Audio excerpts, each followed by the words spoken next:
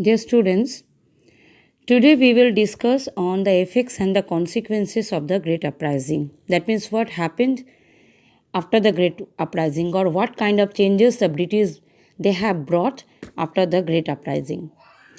The first war of independence in 1857 brought about the fundamental changes in character of Indian administration and the future development of the country. The attitude of the British leaders towards the Indian people and the state changed, and its consequences were far reaching. As you can see, the first point it is written in August 1858, the British Parliament passed an act by which the rule of the English East India Company in India came to an end. So, the rule of the East India Company ended and the administration of India passed to the British Crown. The Act for the Better Government of India was passed on 2nd August 1858. The second point it is written, by the Act of 1858, a minister of the British cabinet was appointed to manage the affairs in India. He was called a Secretary of State. He was to be assisted by an advisory body known as the Indian Council. The Secretary of State was responsible to the British Parliament. So, by the Act of 1858, a minister of the British cabinet was appointed. Why? To manage the affairs in India. That means to look after the problems and situations in India. A committee was appointed. He was, and the head of the cabinet was known as the Secretary of State, and he was assisted by an advisory body known as Indian Council. And the Secretary of State was responsible to the British Parliament. That means what is going on in India, they have to inform, or he has to inform to the British Parliament. Queen Victoria assured the rulers of the princely states that the government would not annex their territories. So after the 1857, Queen Victoria she became the Empress of India, and she has promised the princely state that British government they will not capture their territories. In fact, after 1857, the British government even suppressed the internal revolts to help the rulers stay in power. By stopping the annexation, withdrawing the doctrine of lapse, and rewarding the titles and honors to the rulers, the British government tried to make the princely states its allies. So, what step the British government they have taken to make the princely state happy?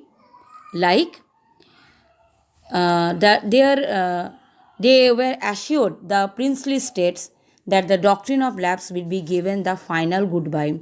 That means the right of adoption was granted on the condition of the loyalty. And the British government they have given many titles and honored to the rulers to make them happy. In this way, they wanted to win over the Indian rulers. The Queen promised not to interfere in the social and the religious beliefs and customs of the people. But in the name of non interference, the government stopped extending its support to social reforms. So, Queen Victoria also promised that the British government will not interfere in the social and the religious customs and the beliefs of the people. But they stop extending the support of the social reforms. The last point it is written, the British began to follow the policy of divide and rule. During the uprising, both Hindus and the Muslim had fought together. We have seen the unity between Hindu and the Muslim. The British felt threatened by this unity. So British government they afraid by seeing this kind of unity between Hindu and the Muslims. They felt that to strengthen their rule, they needed to create a divide between the two communities. So they thought if they want to rule to strengthen their position in India, so first of all they have to cut the roots of the unity. That means the British government needed to create a divide or wedge or gap between the two communities. They accused the Muslim of instigating the uprising and began discriminating against them. So they made responsible Muslim for the great uprising and the discrimination they have shown towards the Muslim majority of the people. So, this period marked the beginning of the new policy. A thin wedge was drawn between the vested interests of the ruling aristocracy and the welfare of the common people. This sought to gain the loyalty of the Indian rulers while pitting them against their own subjects. So the British government was successful to create a gap between the Hindus and the. Our next topic is changes in the army or the reorganization of the army. Dear students, this one I will tell you in point wise. Point number 1, a Royal Indian Army was created by merging the existing armies under a commander in chief. Point number 2, the proportion of the British to the Indian soldiers was substantially increased. That means the number of the British soldiers were increased after the Great Uprising. The British would control all the strategic places and the post. So all the important posts would be controlled by the British. It was decided. No Indian would be given a position in the artillery units. So the Indians, they will not get any chance or any position will be given to the Indians in the artillery units.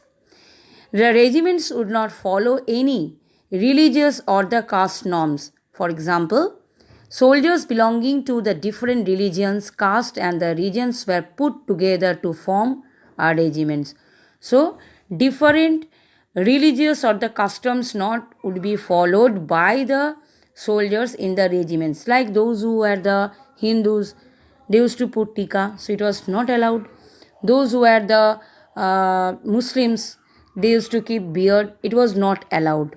So the soldiers belonging to the different region, caste and religions were put together and form a regiment. That means this was created by the British government to break the unity, and they were successful to do that. The regiments that had remained loyal to the British, like Gurkha Regiment, were not only retained but expanded as well. So the Gurkhas, they have shown their loyalty to the British government. That's why their regiments not only retained but expanded by the British government.